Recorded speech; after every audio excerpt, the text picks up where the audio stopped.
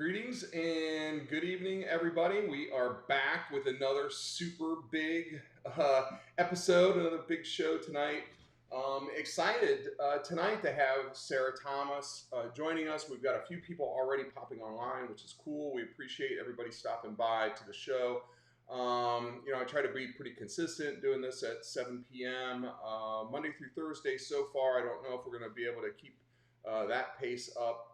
Definitely not going to be on Monday coming up as Memorial Day, but we've already got some great guests booked for next week.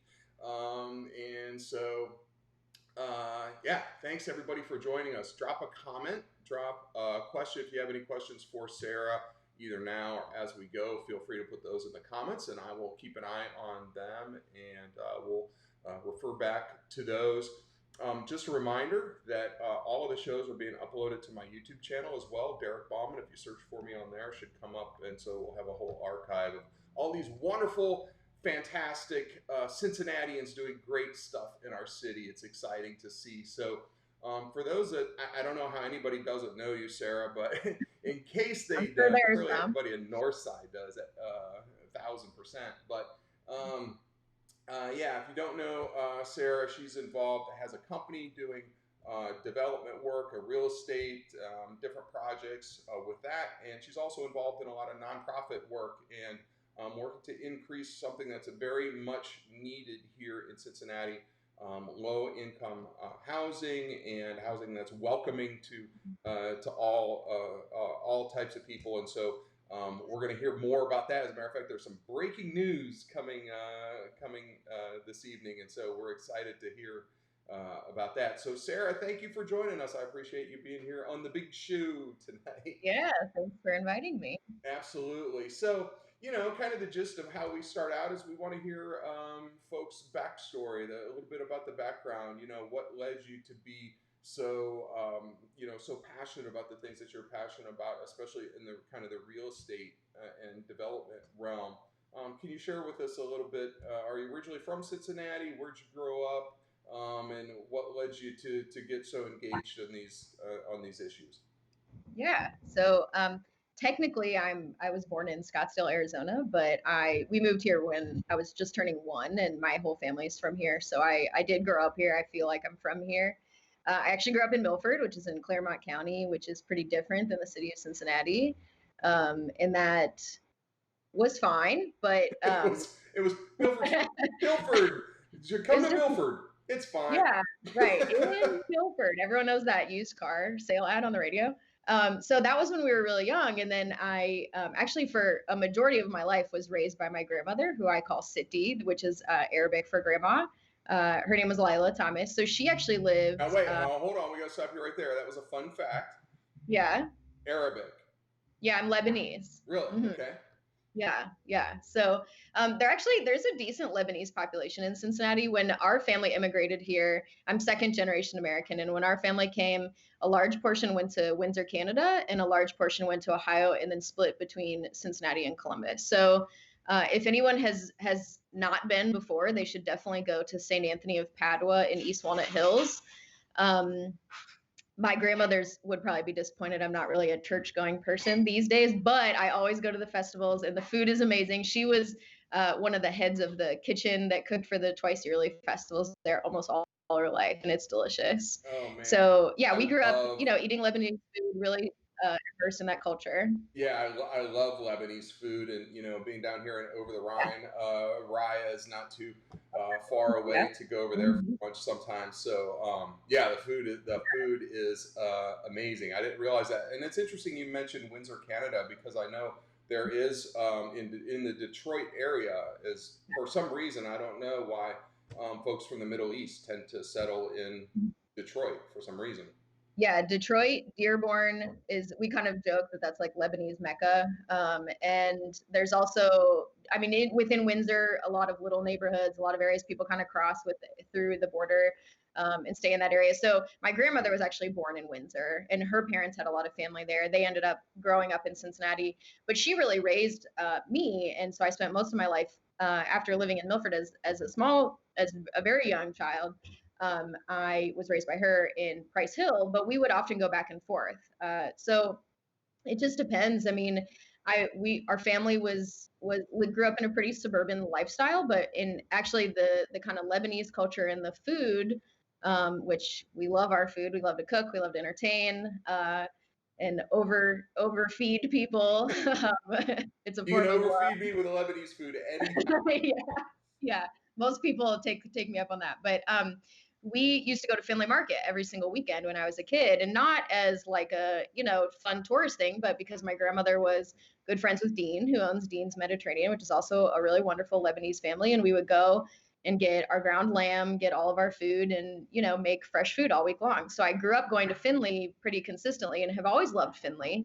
Mhm. Um, and it's great to see it kind of come back to life now. It's been very different throughout my life going there, and for a long period of time, most people I knew didn't really go there, or it wasn't on their radar. So it's still my favorite place to shop in the city, and I still go to Dean's pretty regularly. But yeah, so I grew up in a pretty suburban way, but and I really don't know that there was anything that drew me to the city in Cincinnati necessarily. But when I graduated high school, I just knew that I didn't want to stay here even.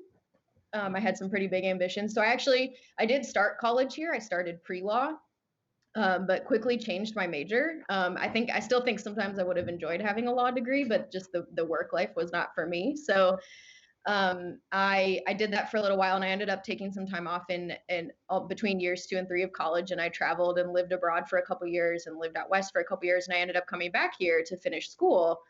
Um, Kind of later on, and so I had 1 year left and finished out at UC. So I graduated with a degree in marketing and communications, and I actually had planned to leave Cincinnati again, but I really enjoyed it, and decided not to leave. And shortly after that, met Chris, my partner, Chris Puller, and he was graduated from DAC before I did, and came out of UC, works in architecture. Didn't really want a desk job either, so he started working on a lot of his own projects, doing like his own design construction, doing renovation for other people, and just kind of a self starter. And he had lived in Northside, and he believed in Northside long before a lot of other people did, and had been here for quite some time, slowly fixing up buildings. And so, um, we had been dating for about 6 months, and I went with him to look at a building that he was thinking about buying. And we both thought it was really cool, and we decided in the like 10-minute car ride home from the building to his apartment that we would maybe try to buy it together. And we'd only been dating for 6 months, didn't live together, didn't, we had really not thought any of this through, but we That's did put like an offer on the going property. in on a real estate deal together. That's like Yeah, more legally binding than marriage, I know. probably. Yeah. So, they didn't pick us. They didn't pick our offer. It was lower than some other people. But then that kind of set in motion this larger discussion. And I was already at that time really interested in living in cities, public transit, an urbanist lifestyle. And, I was actually working in craft beer. I worked at Rheingeist for a long time when I came back, which is a great company. I love the owners there. Yep. And I worked in craft beer sales when I lived out west. So that was kind of the transition back here. I worked in the tap room at Rheingeist for a long time. And so I slowly kind of left the craft beer world and slowly started our company with Chris. We call it Gray Rock Development. So we started that in 2014, and here we are. So we have our own construction crew and own rentals, primarily Northside, Camp Washington is where we're based. We live in Northside, so it just really kind of took off. And the short answer is that I just, the things I loved about Cincinnati kind of took hold and really outweighed the things that I thought I would leave, to go live in another big city and do other things. And now I can't imagine living anywhere else, really. Well, Yeah. and that's not being originally from Cincinnati myself. That's one, and it's come up already once or twice on the show here, and talking with other folks that aren't that weren't born here, and we hear so much about that. What high school did you go to, Yeah. or whatever. I will But never ask anyone that question for the record. I don't care. Yeah. but I think what we learn is that first of all, Cincinnati gets in your blood, right? Mhm. You're here, and I tell when I have the opportunity to speak to, especially if there are young people moving here to work at P&G or something like that. I'm like, get prepared to stay, get prepared to be a lifer, because Cincinnati just gets in your blood that way. True. But also just this whole notion of the fact that you don't have to be from here to get engaged and make a real difference. You don't have to have, come from a family name necessarily or a lot of money, that you can get involved and really, just really make an impact. And so, there's, we've had Chris Seelbach, our mutual friend, on the show, and he's been on council for a decade now. And it wasn't that much before that time that he, had moved here to go to college. And there's just so many other examples. But I guess the moral of that story is just that don't let that mindset hold you back from really getting involved here and engaging and making a difference and moving our city forward. It's true. Yeah, it's true. I mean, my nonprofit work really began with just volunteer engagement in things. The first place I got super involved was the Northside Business Association, and so it just started out as a small thing, and I kind of was just looking around, saying like, why aren't people doing this? And someone said, well, you should do it. So so I got involved with that, and I've been doing that for 6 years, which is great. And that was really driven by wanting to like fix some things and maybe push some things forward. And then just once, I think what's great about Cincinnati is you can really find a neighborhood and settle into the community here. Like, we have a great city as a whole, and there's a lot of opportunity here compared to expensive coastal cities or major urban areas. But we also have really great true communities within neighborhoods. I know people that live all over Cincinnati that feel like even just their neighborhood is its own little city. And that's absolutely how I feel about Northside. It's the most community I've ever felt living somewhere, which is great. And I love that. So I then, just kind of started getting involved and being vocal about housing things and just being interested and maybe starting to volunteer time with things. Chris and I actually bought a couple buildings in the West End a few years ago before most people were interested in buying property in the West End because of a stadium. And so I started going to some of their meetings just to say hello and to introduce myself and get involved. And so I had signed up to volunteer some time at Seven Hills Neighborhood Houses, which is the CDC in the West End, which does a lot of amazing work, social service work, advocacy. They're trying to do a lot of affordable housing work now. They negotiated the whole benefits agreement with FC, and so it's a wonderful organization. Let me interrupt you right there. So you mentioned a word. We had Jake Samad on the show from College Hill. I know Jake. Yeah. So someday he'll move to Northside. The more fun. I think Jake has moved like a total of 3 blocks in his entire life in College Hill. So I don't know if you're going to get him out of there to come to Northside. But we talked about what a CDC was. And so for people that didn't, and I think, it's, kind of a big deal in Cincinnati, the work that CDCs do, but not everybody knows about them or that they even exist or what that means. So for people that did not watch the episode, which I cannot believe, I'm shocked if you did not watch the episode with Jake from College Hill, and we discussed CDCs. Can you just tell us briefly what that is and what that means and what they do? Yeah, so CDC stands for Community Development Corporation, or also Community Redevelopment Corporation. So every neighborhood in Cincinnati has one. Their capacities and their tasks really vary by neighborhood. Some focus strictly on housing. Some do a little bit of everything. Some do social services. Some have staff.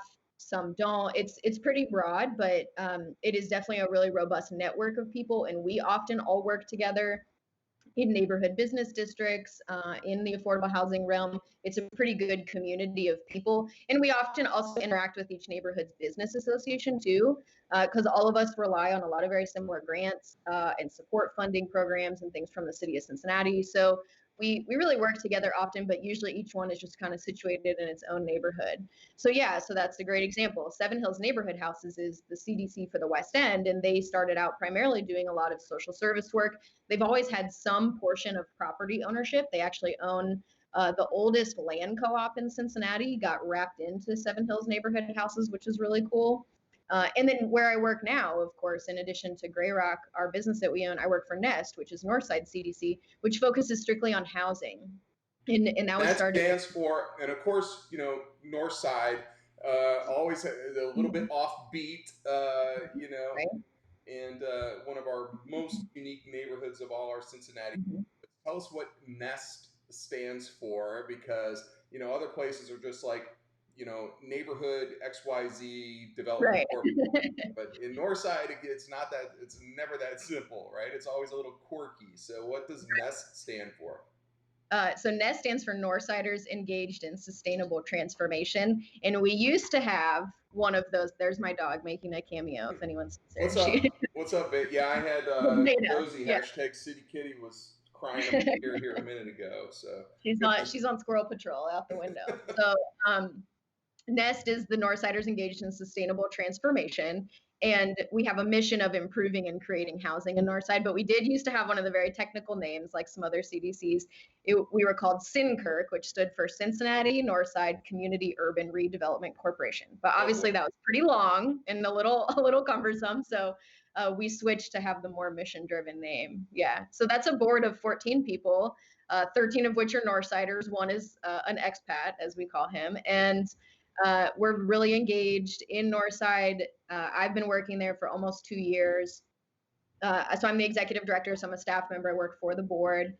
It's a great organization. It started in 2005 with just concerned and involved residents in Northside, and the goal was actually to boost homeownership and to eliminate blight and vacancy. Northside had a lot of vacancy, a lot of out-of-town ownership with really low-grade rental housing that was either sitting vacant or not the right quality that people deserve for housing.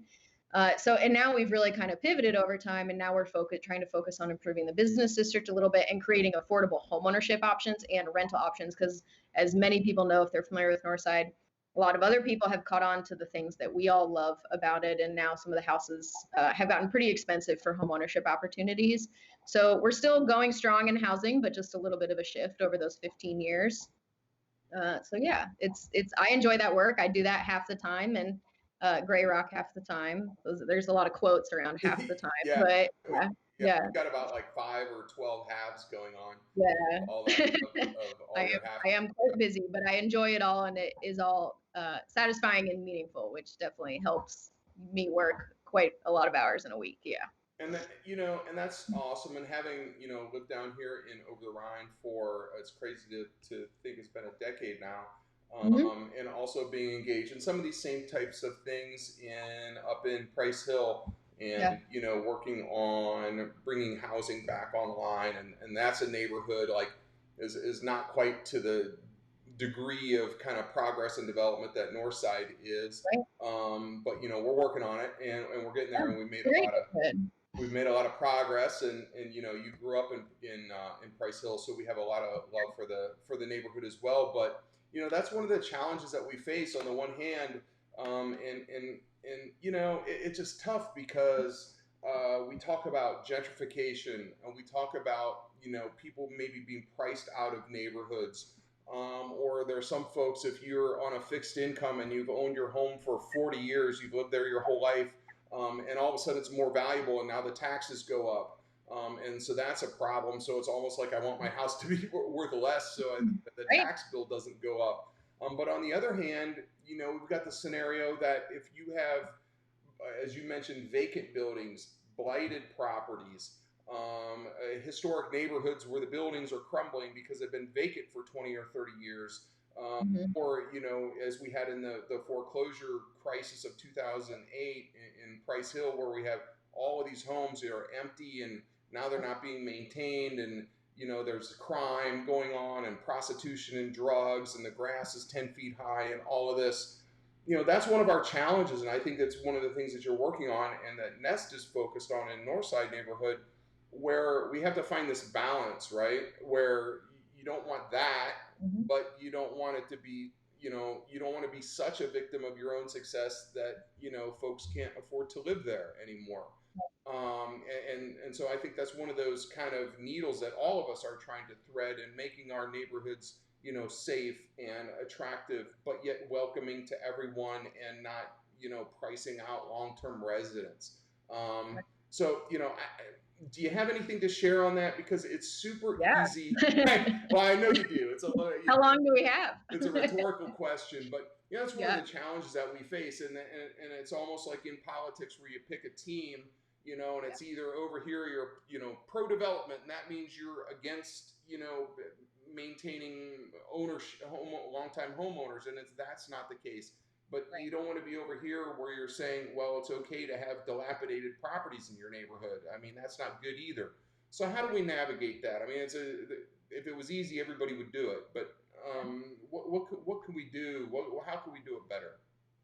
I always tell people that my personal opinion, the key to making that situation better is understanding the system that you're working in and quite frankly up against sometimes. So Northside is very similar. You know, we had blocks and blocks of property where there would be more vacant houses than occupied houses. And you know, no one appreciates an out of town owner just extracting wealth from your local economy and not upgrading a building, not maintaining it. And it can be really hard though. It's a catch 22 because people say, oh, well, I used to live in that house and it cost $400 a month. And it's like, well, you know, that owner also, you had a roof leak that was never fixed and there was maybe mold and, you know, it's very subpar housing. So people not only deserve an opportunity for affordable rental housing, or if they're interested, affordable home ownership, but they also deserve a quality product. Right. And so that my first answer is understanding what you're working in and you know what type of subsidy mechanisms there are for housing, the systems that you have to go through to really create large scale affordability somewhere.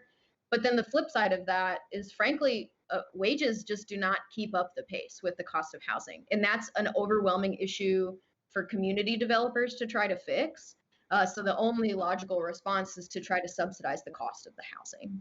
But that's extremely true in Cincinnati, in Ohio, and really all across our country. We have a very unequal economy for the working class, and the really the reach or homeownership has moved out of reach for a lot of people. So it is difficult, and it's a quite a problem to solve. But there's a lot of ways that you can, you know, there's a term called that we call naturally occurring affordable housing, and that is something that we talk a lot about in our own business. Like we have a formula. It's the amount we bought the building for, the amount it costs to improve and maintain that property to a decent rent. We take a property ownership, property management percentage, and that's how we make a living.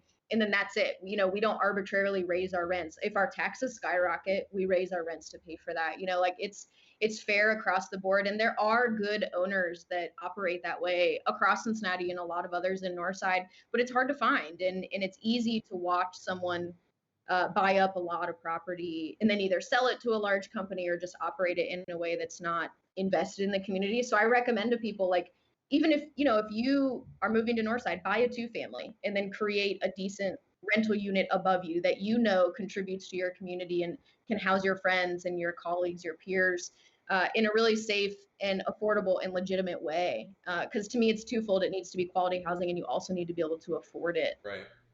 And Well, then the large so scale. that's and just to interrupt you right there, I think those are all really wonderful and magnificent thoughts, and I think something that kind of gets lost in the discussion at times is that not every landlord. I like to use the term housing provider because landlord, it's like you're some feudal property baron.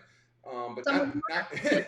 not not everyone. I mean, there's folks like you and me who live here in this community and just want to provide good places for people to live at a reasonable cost. And not only that, to the degree that you do make a living or have a profit margin, Yeah, that these dollars, we frequent our local businesses, and those dollars stay here. And not every housing provider, not every landlord is Jared Kushner, who is just right, extracting a wealth from a community, and it's going to New York or L.A. or Boca Raton or wherever, and that dollar recirculates here. And I think sometimes that gets lost in the discussion. And when we talk about, and I know it's something that's important in Northside, I can get off on this tangent, but for example, MSD and our sewer yeah, rates, yeah, and that if you have a multi-unit building and the water bill is such and the property tax bill is such, to have a $400 or $500 a month rent, that doesn't even cover the mortgage and all of these fixed costs. right, And so you get into these larger questions then about, what's the minimum wage? What are people, there's different things that come to housing affordability. Is the house, do they have a $300 a month Duke bill? That's part of the housing affordability equation as well. And then we can get on a tangent about abatements and the problem with that. But in Cincinnati, many of our abatements are lead abatements, which are trying to increase lower the utility costs. Right. And so, it's a much more complex discussion than just to say, well, the rent's too damn high. It's easy to Yep. say that, or that house is falling down and so it's super cheap. And so, I think all of these angles and aspects to it are great. And as our mutual friend from Madisonville, Madisonville is another neighborhood facing many of these same issues. Yeah. Bill Collins is joining us this evening, and he's mentioning that you know your stuff. So there is Thanks. there's there's no question about that. So anyway, that's just kind of my little not really a question there, but I think the concept is that we need to keep in mind this is a very complex problem with a lot of variables and no simple answers. But to the degree that we consider all of these aspects and work on all of them, I think we come out ahead. Well, and I think that's what I often tell people about my first comment about kind of understanding the system. Hamilton County also has, on a national average, higher property tax rates. So, a couple years ago, the building we live in Northside is one that we own. It has 10 apartments in it. We live in one and rent out the other 9.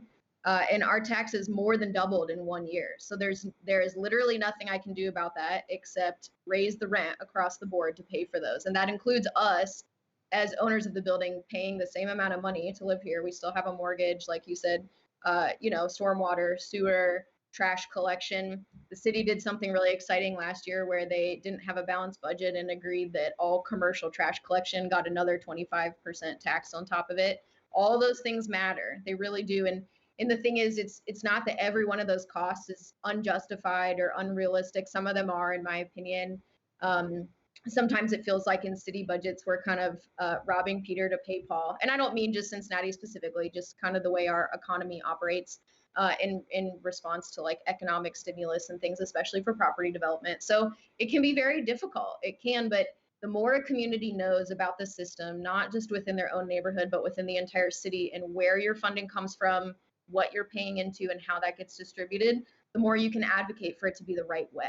Sure. And Sure. it does matter, whether you're a homeowner or a landlord or a renter, it does affect you no matter what. That's what I try to remind people of, Right. to be proactive and involved. No, Yeah. and that's a great point, especially for renters who they just see they just know what their rent is every month and aren't necessarily under the hood with the Excel spreadsheets, looking at all these things.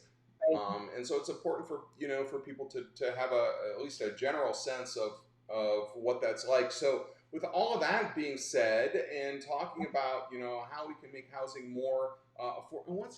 It looks like I have a lipstick. What is going on? I don't know how that just happened. Anyway, this show is very very loose, very informal, as you know. But yeah. You look great. Well, I appreciate that. If I keep upping the production value, I might need, especially I get a lot of shine up here. I might need to have some makeup done at some point. But anyway, this is low budget, like zero. So with that being said, some super exciting news breaking today from Nest. So tell me about that. Yeah, so Nest announced this morning, we got the news yesterday and we announced publicly today that we received what we call LIHTC award, which stands for Low Income Housing Tax Credit. And that is a federal tax credit that is distributed to the state of Ohio's Ohio Housing Finance Agency. And then a bunch of us housing developers, some for-profit, some nonprofit, compete for those credits. And we won an award, which allows us to build a 57-unit senior housing development that is LGBTQ housing in the middle of Northside. So it's about half a block off the business district. And Nest acquired that property with a community development block grant through the city of Cincinnati. And we actually worked for quite some time to try to put a co-op community grocery store in there, but through a series of events, it did not work out, primarily due to funding. So then we put out a request for qualifications and we selected Penrose, which is a really great, primarily affordable housing and family housing nationwide developer, but they do regional offices. And they, unlike, they're a rare bird in that they have proven that they genuinely care about the communities that they're in for a developer of their size. And we really have enjoyed working with them and their kind of regional setup. So they have a couple people that work in Cincinnati, and Nest and Penrose work together. We identified service partners. We're going to work with Kane, which is like a social service and food supply partner, and then Caracol, which is a medical and social service provider within the HIV positive and LGBTQ community. So we'll build these housing units in a new development in Northside and then offer those services on site and nearby. And it really, the primary goal is just to create quality, safe, affordable housing for people. So it's independent living for anyone that income qualifies over age 55. But the emphasis is on a really safe and welcoming and programs like enjoyable, high quality of life LGBTQ community. So we're really excited. Yeah, that we've been working on that for almost a year. It takes quite a bit of work, a lot of time and effort, and it's also very rare that you get an award on your first application year. People often try 2 or 3 times, so we feel very lucky to have gotten that. No, that's awesome. I've been following that. I've been following that story for a while, going back to Apple Street Market and all of the work that the community put into that. And there's another issue which we could have a whole other show episode about the food deserts that we have in Cincinnati. And every community wants to have a grocery store, but it's such a challenge because of really, one of the issues, the margins that we saw, the challenges that Clifton Market has had. Right. And the margins are so low in the kind of the grocery industry. So I know in the community there was so much work that went into that. And in the 2017 council campaign, that was one of the issues that came up at Northside. Talking about do you support this or not? And yeah, I think we do. We want it, but it just, there's so many challenges with that. But to be able to kind of pivot off of that and then come up with, I think it was a fantastic project. Since the grocery store concept wasn't able to go, at least in that location, maybe it comes back someplace else in some other form. But to have this now, when you say it's LGBTQ housing, that doesn't mean that only those folks can be there, right? It's not right, that right. way. So it's open to everybody, but there's a special focus. And I think you mentioned the programming and different things that can go on there. Is that right? That's absolutely right. So we're not going to turn you away if you don't identify in that community. There's no, test or application or regulation of that. But the idea being that, number one, our county and city needs affordable housing no matter what. And across our country, a housing trend that I think a lot of people are not paying enough attention to is baby boomers aging and wanting a place to, downsize from their house, but not spend a ton, and they maybe don't need to live in assisted living or a nursing home or anything like that. And people just want decent, affordable housing within their income bracket. So that's really the primary goal, no matter what. But then the idea being that we've added this second layer of community resource and programming to create this wonderful community. And I mean, I think, if you're using common sense and you're a kind, compassionate, mature person, you see how even if you don't identify within the LGBTQ community, it could still be a great place to live. There are, of course, naysayers for everything, but we're excited about the project, and we've had overwhelming support in and outside of the LGBTQ community. And Penrose has actually done this in a couple other cities. They're a rare type of development. It's something that not a lot of people are focusing on, but there are a couple coming up out of the ground right now in Florida. The only other one in Ohio is up in Cleveland, excuse me. It's called A Place for Us. And so Penrose has also done one in Philadelphia, Boston, and New York. So we also had a really great leg up working with their other regional offices to talk about, what matters most for really meaningful programming, what kind of supplies or what kind of programs do we need to supply to these residents, and what can we offer people. So we're really excited. So we have a lot of work to do still. I mean, we do a lot of community engagement, which is interesting in the age of a global pandemic. Everything goes online, and so we're navigating that schedule right now. The Nest board and Penrose are working together. So we'll release a lot of things about that. We'll focus on design input for the community and just sharing details with people and solidifying everything. So we need to have our design finished by September of this year. and then we complete our financing packages by the end of this year, and hopefully break ground in January for about 12 months of construction, and then we'll lease up in January of the next year. So it's, I mean, all this stuff takes a really long time, and I think that's another important lesson for citizens and neighborhoods and people working in development to learn too. It's easy to feel defeated. You know, like I had a huge defeat in property that Nest wanted to acquire for affordable housing last week, but now here I am this week, and I have the money that, you know, had 2 or 3 times the amount of applicants as there were money to build this housing. So it's a lot of up and down, and it takes a lot of work and a lot of time dedication. And like I said, we're really lucky to have gotten it in that first year. But you know, imagine spending all that time for 3 or 4 years, and sometimes that's how long it takes. So you know, it's you have to put in that work. And I think what I tell people, my personal opinion of the housing subsidy system in America is just that it's deeply flawed in that our federal government uses the same metrics across the country to gauge income and rent levels and how far you subsidize something. And it just doesn't really work. You know, there are still a lot of area median incomes that people that live in and have lived in Northside for a long time and look at and say, there's no way that's affordable to me. So it can still be difficult to figure out. You are often trying to find layers of subsidy to bring a building to the rents where you want it to be. Right. So it takes a lot of work and dedication. So I think the viewpoint I hold is that you have to go for those projects and resources whenever they're available. And we should also be advocating for more housing subsidy, which could come out of the city of Cincinnati and the state and the federal government. Now, So it's when you think, complicated. yeah, and when you think about it, this is a pretty big project. How you said it was around 50 units or 52 units? Is that right? 57 units. That's right. 57 units is a pretty big project, but nevertheless, you know, that's 57. So maybe there's, you know, 100 or maybe at the most 200 people that live there. Probably not even that many.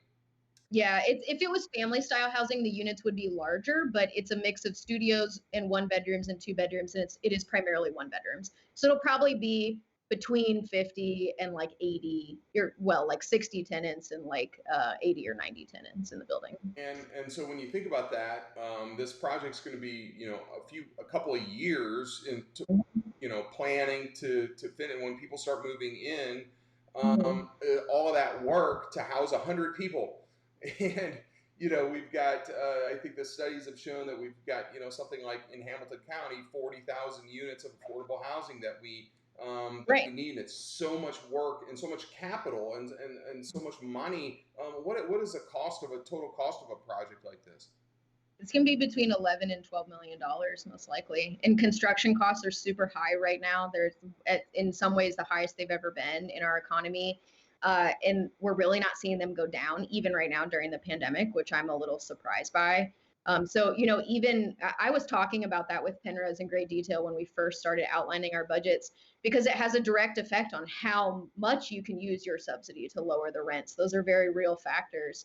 And, you know, even purely because of the cost of construction, there is one other affordable housing development in Northside, which Model Group and Episcopal Retirement Services did, which is a senior housing independent living on Knowlton. And our rents are higher than that. And that's, you know, less than a decade in between there. It's like a 5 or 6 year time frame. And our rents are, I think, over 10, maybe 20% more than theirs, purely because of the cost of construction in that time change. So Right. it can be very difficult to figure those things out. And it is overwhelming. I have that conversation often with people about, you know, here we are spending all kinds of money and years of time to get to barely 60 units when we have 40,000. And when you really peel back those layers, it can become even more intimidating in that, you know, there's a breakdown within that of how much family housing do we need, how much of it needs to be permanent supportive housing, how much of it should be senior. It's complicated. And so it's like I said, we should be advocating for the change, and I personally would like to see a whole lot more money come out of the city of Cincinnati. Even pre-pandemic, that was really hard to imagine. I mean, cities operate on tight budgets, but when you look at cities that are making a robust move to develop affordable housing, while we all across the nation experience this kind of renaissance, as people like to say, of urban areas, it's because their cities are heavily, heavily subsidizing it. There's just no other way to do it. So you have to find the money and dedicate that to it for a very long time. Well, and so by laying this all out, which I don't think is really talked about all that often, and I know we have hundreds and dozens of viewers here on our program. If it was more, I think this is a message that needs to get out there. When you talk about a $12 million, $10 or $12 million project that takes 2 or 3 years to come to fruition and creates 57 units, which is amazing. It's actually a pretty big project in that way. But it's gonna take a lot of that. Yeah. And, and then we want the rent to be $500 or $600 a month. And so how does all that work? So we don't have all the answers, but I think the first step in solving a problem is recognizing that you have one and what all of these factors are, and certainly having folks like yourself engaged on this, and that's how we have to do it. And you do that across the city of Cincinnati and all of these different neighborhoods. I think another key point to just point out is that not every developer is bad or evil as well. And so, I mean, you mentioned a couple of the names, Episcopal Retirement Services. Yeah, they're great. Model Group, who does a lot of work in the city of Cincinnati and does a lot of lower income stuff, but yet quality. I know of some of our low income buildings that we have down here and over the Rhine. Model Group has maintained these. They could make more money by turning them into condos or whatever, but they've maintained them as affordable housing. And Penrose is another example. Are you working with LaSarah Bradley? Yes, we are, and Amber Sealy Mark. So they're the two primary people. LaSarah, I think, is the regional leader for the Midwest, and but they've both been fantastic to work with. And Amber is a total machine in just perfecting these LIHTC applications. They put 5 in this year, and they actually got 2 awards. They got the most that they're allowed to get for NOFA, for LIHTC, excuse me. So it's exciting for them. They got this one and one up in Cleveland. So they also have projects that they're trying to get an award for, and like I said, it's common to apply a few times. They'll probably continue to try. They have one in Bond Hill and one in Walnut Hills. So they've been a really great partner. They understand what Nest wants to see. They're very attentive to Northside's feedback, residents and Nest alike. And that can be hard to find. I mean, there's no secret that there is stigma in development, because there is often very kind of, ruthless, selfish market rate development, but it's very true that that's not all of it. And I find some people in Cincinnati are just completely anti-development across the board. But I think what neighborhoods need to realize is if we educate ourselves and get involved, the answers to the things that we want in our own neighborhoods primarily come through development. They come through good development. Right. I mean, every neighborhood in Cincinnati wants its own grocery store. We want better pedestrian safety and infrastructure, and we want affordable housing. Those things come from neighborhood development. No, I love it. And yeah, all that stuff's in my wheelhouse. I start getting excited about all of this stuff. And so, kind of coming full circle, you mentioned it at the beginning about how, Northside has just become so popular that people want to live there, and you become, in a way, you're a victim of your own success. In terms of it's a supply and demand issue where there's more people that want to live there than there is housing availability, and so then the prices increase. So at the end of the day, a lot of times, it just comes down to the volume and the amount, and to the degree that we're able to do this and increase our housing supply, in neighborhoods, while continuing to make Cincinnati and all of our neighborhoods a great, place that people actually want to live in. Is to the greater good. So just looking at some of the comments, we've got more folks stopping by. Dr. David Beck, Dennis. I did briefly look and saw that Jake Samad said South College Hill, which as we know is Jake, so he must have heard his name. Jake and I and my cousin. He must have heard it. Yeah, we're all good friends, and we have some really good back and forth. Yeah. He wants to annex Northside into College Hill, I think. Joyce Powell, our mutual friend, and with and co-mutual friends with Yvette Simpson. We were all down at her wedding. Joyce stopping by. Annie Connect doing great work here in over the Rhine community as well. And Sean Mullaney, thank you for that. Dynamic duo. Well, I don't know about that, but at least half of it's right over here. So with that, what do you as we kind of close things out here this evening, what do you see? Is there anything on the horizon? Is there anything you like to share other than this new breaking news from today going forward? What's next? Anything to look forward to? Well, it's, obviously it's a pretty weird time to be alive and for everyone, and we're all going through things. I mean, it's hard as a small business owner. Gray Rock Development, my business with Chris, we own just over 35 units that spread out across 7 buildings, and we have a few projects in process. Our biggest project ever was what we call the factory, which a really beloved Northsider, Maureen Wood, owned for a really long time. She actually passed away shortly after selling it to us, which was really unfortunate. But she couldn't do it anymore, didn't want to maintain. And so we took on a 3-year project renovating that and opened an event space right before a global pandemic. So that's been a roller coaster a little bit.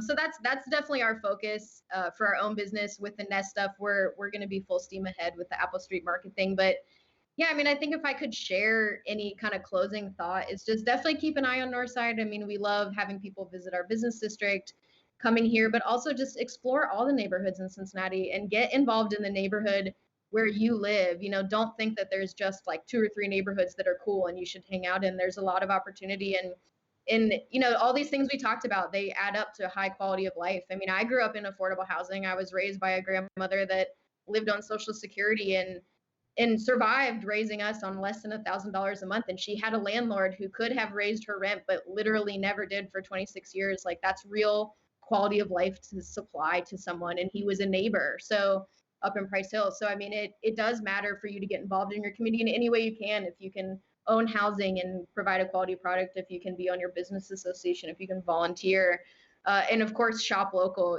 Chris and I, my partner, our birthdays are a week apart, and we spent our entire time celebrating, local restaurants and gifts from local shops, and kind of had this Instagram campaign where we showed where we were going. And just it's one of my really good friends, Emily Budendeck in Northside. She owns Envision, which is the best vintage store in Cincinnati if you want to go when it reopens. But she sent me some really interesting articles that the Northside Business Association has been circulating. And when you spend money in your local neighborhood economy, 48% of that on average directly goes back into that economy, whereas if you spend it at a chain or a corporation, only 14% does. So especially in tough times, just be involved and spend your money that you can and support your neighborhood, and it'll be a great place for that. No, that's awesome, and we're so aligned on all of those things. And yeah, so shopping local, spending local, supporting the local economy, not driving out to the Walmart out in, I don't know, Right. someplace like Milford or someplace like that. Right. And supporting Cincinnati and our neighborhoods, and also getting out to we all kind of have our daily routines, and so it's cool to see what's going on in different neighborhoods, throughout the city of Cincinnati. So awesome stuff. Sarah, thank you so much for joining us this evening. I know we've had so many comments and people stopping by, so they're interested to see you and what you're up to, and doing some great stuff in Northside. So thank you so much. Yeah. Thanks for having me. I really appreciate it. Tell Chris and Veda the dog I said what's up. They're right here. Say hi. Yeah. And All right. Thanks. just a reminder, everybody, we'll be back next Tuesday at 7 p.m. with another big show, and some more great Cincinnatians on tap next week on D Live, the Convo series. Check us out on YouTube at Derek Ballman. Search that real quick, and we'll be back. So Cincinnati, North Side, we love you so much. Be safe, everybody, and have a fantastic holiday weekend. Thanks, Sarah. Thanks. All right. Bye. Bye.